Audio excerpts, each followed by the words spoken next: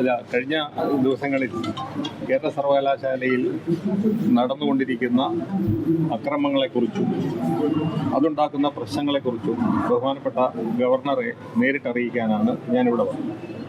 വാസ്തവത്തിൽ ഒരു കാര്യവുമില്ലാതെയാണ് വലിയൊരു സംഘം വിദ്യാർത്ഥികൾ എന്ന് പറയപ്പെടുന്ന ആളുകൾ അവിടെ കലാപം അഴിച്ചുവിട്ടിരിക്കുന്നത്. ഒരാൾക്കെതിരായിട്ട് പരാതി വരികയും കുറ്റം ആരോപിക്കുകയും പെടുമ്പോൾ നമ്മുടെ നാട്ടിൽ സാധാരണ ചെയ്യുന്ന ഒരു കാര്യമാണ് അന്വേഷണ വിധേയമായി സസ്പെൻഡ് ചെയ്യുക എന്നുള്ളത്. അതൊരു ശിക്ഷയല്ല. അന്വേഷണ വിധേയമായി രജിസ്ട്രാറെ സസ്പെൻഡ് ചെയ്ത് കഴിഞ്ഞാൽ അദ്ദേഹത്തിൻ്റെ മുന്നിലുള്ള മാർഗം ഒന്ന് സസ്പെൻഡ് ചെയ്ത ആളോട് അത് പിൻവലിക്കണമെന്ന് അഭ്യർത്ഥിക്കുക, അല്ലെങ്കിൽ ആവശ്യപ്പെടുക.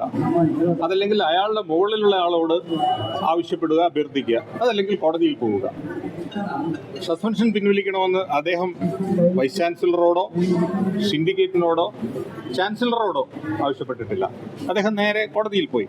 അത് ചെയ്യാവുന്നതാണ്, ഏതൊരു പൗരനും ചെയ്യാവുന്നതാണ്.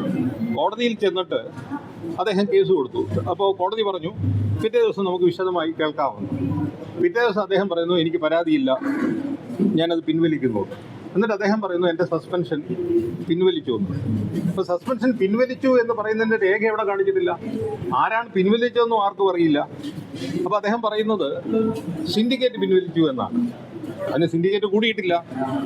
സിൻഡിക്കേറ്റ് എങ്ങനെയാണ് കൂടുക? സിൻഡിക്കേറ്റ് കൂടണമെങ്കിൽ അതിന് വൈസ് ചാൻസലർ അധ്യക്ഷത വഹിക്കണം. എന്നിട്ട് അതിലൊരു തീരുമാനമെടുക്കണം. ആ തീരുമാനം വൈസ് ചാൻസലർ അപ്രൂവ് ചെയ്യണം. എന്നിട്ട് ആ തീരുമാനം ഇംപ്ലിമെന്റ് ചെയ്യാൻ വൈസ് ചാൻസലർ ഒപ്പിടണം. ഇതൊന്നും നടന്നിട്ടില്ല. ഇനി സിൻഡിക്കേറ്റ് വിഡ്രോ ചെയ്തു എന്നാണെങ്കിൽ അതിന്റെ രേഖ എവിടെ? അതിന് ആരാണ് ഒപ്പിട്ടിട്ടുള്ളത്? അപ്പൊ ഇല്ലാത്തൊരു കടലാസ് കോടതിയിൽ കാണിച്ചെന്ന് വ്യാജമായിട്ട് പറഞ്ഞിട്ട് അവിടെ കുത്തിയിരിക്കുകയാണ്.